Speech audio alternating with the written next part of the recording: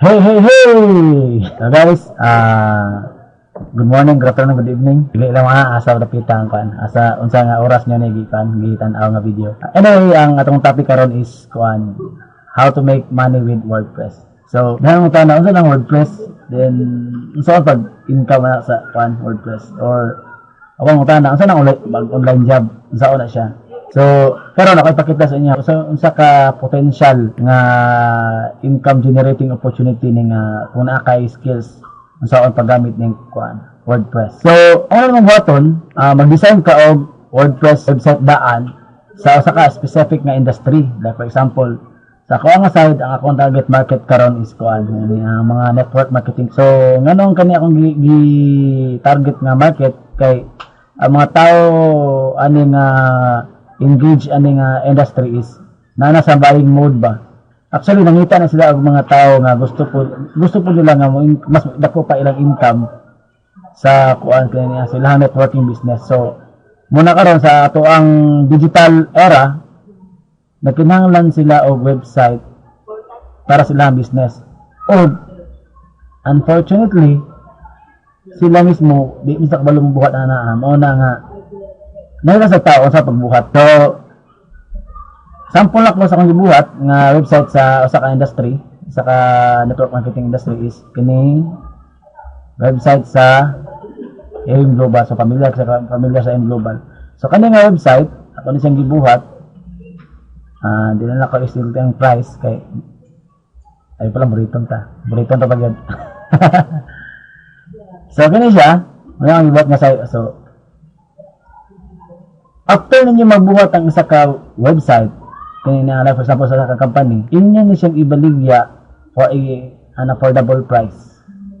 So, kaya siya, powered by WordPress na siya.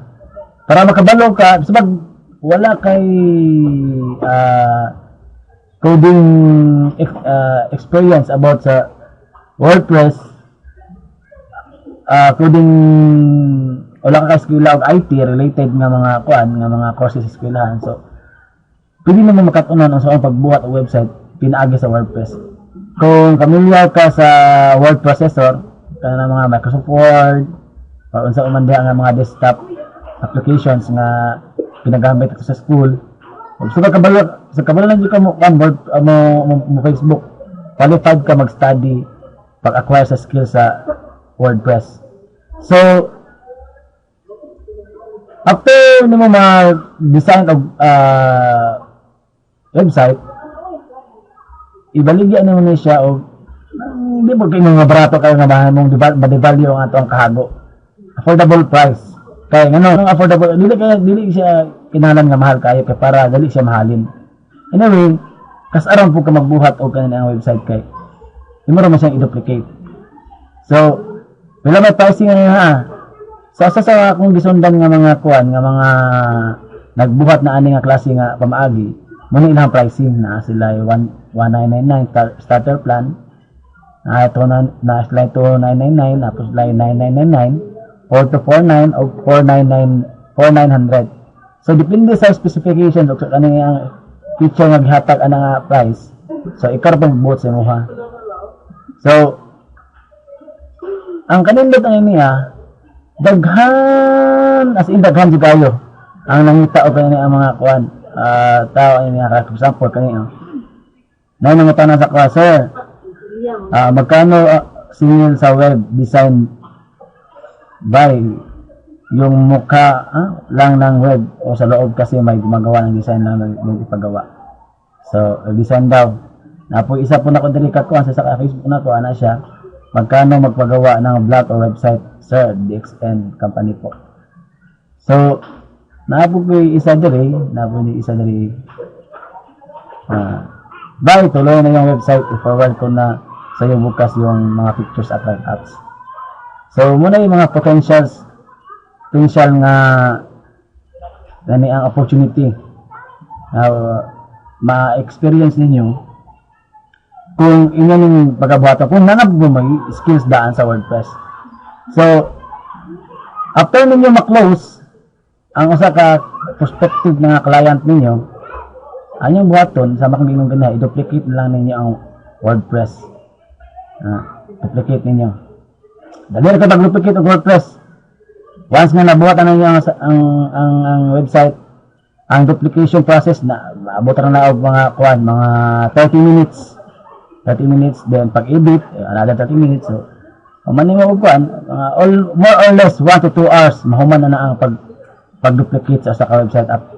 Together with the kuan nang nagibutan mo ang katong picture sa imong customer o katong mga contact details. So after that, yung sa rinse and repeat na dayon, balik.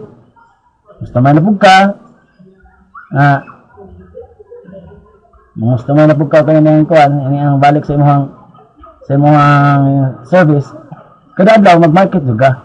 Ang kanindot lang mas taas kag time sa imong pag-market kaysa pagbuhat ng website kay naman ang website.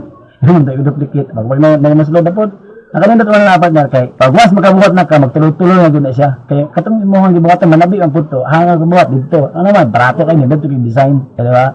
So ikaw ray bahala kung naay gusto customize ang imong client, so imo na to siyang taga ang reasonable po na upgrade sa price. For example, tanan ang dili dapat no parehas ang una nga dali kay pagbuhat na kung WordPress imong gamiton.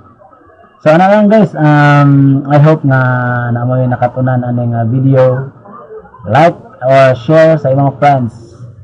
By the way, i-invite mo nga karong February 25 sa ato ang WordPress training workshop batch 2 sa February 25. Diya sa kuan ang Paisop Internet Cafe, crossing padulong sa kuan Sacred Heart High School, dapit sa kuan Shell. So guys, kung gusto mo nga makabalo sa mga skills, join the workshop and see you there. Thank you.